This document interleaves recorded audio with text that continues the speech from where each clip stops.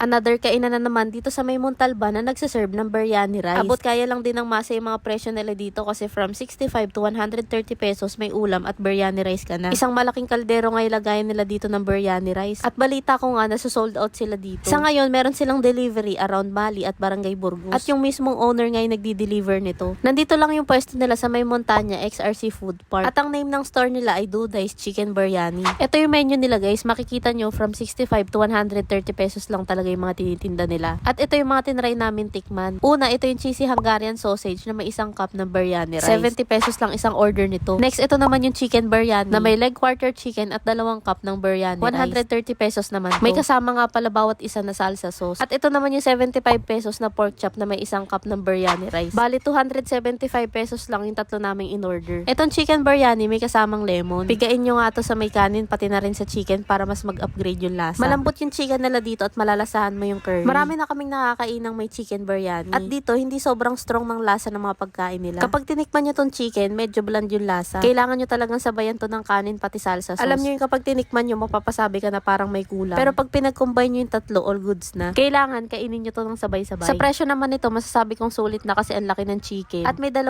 biryani rice ka pa. Next, kusawa ka naman sa manok, meron sila ditong pork chop na ulam. Nagustuhan ko tong pork chop kasi malasa at maayos yung pagkakaprito. Hindi na ito makunat kainin. Panibago nga to para sa amin, di ba kasi madalas chicken talaga yung sineserve kasama ng biryani rice. Masarap din pala i-partner yung baboy dito, no? Tapos 75 pesos lang yung isang order nito. At naka-biryani rice ka pa. Basmati rice pa yung gamit. Kaya mas lalong masarap. Buhaghag kasi to at hindi masyadong mabigat sa tiyan. Yung biryani rice nga pala nila dito hindi spicy. Ito naman yung Hungarian sausage with biryani rice. Ito masarap din to para sa 70 pesos. Cheesy talaga yung Hungarian at malasa ito. Nagbabalance yung lasa nito sa biryani rice. Bagong luto pa sinerve sa amin tong Hungarian sausage kaya mas masarap. Para sa akin kasi mas masarap talaga yung hotdog o kaya sausage pag bagong prito. Ayos din tong idea nila na partneran yung iba't ibang ulam ng biryani rice. At hindi lang puro chicken yung sineserve. Kaya naman kung sawa ka na sa plain rice o sinangag, try mo dito, naka-biryani ka na sa murang halaga. Order na rin kayo sa kanila online o kaya naman dayo na kayo dito sa pwesto nila sa may Montanya XRC Food Park na nasa may Barangay Burgos, Montalban, Rizal.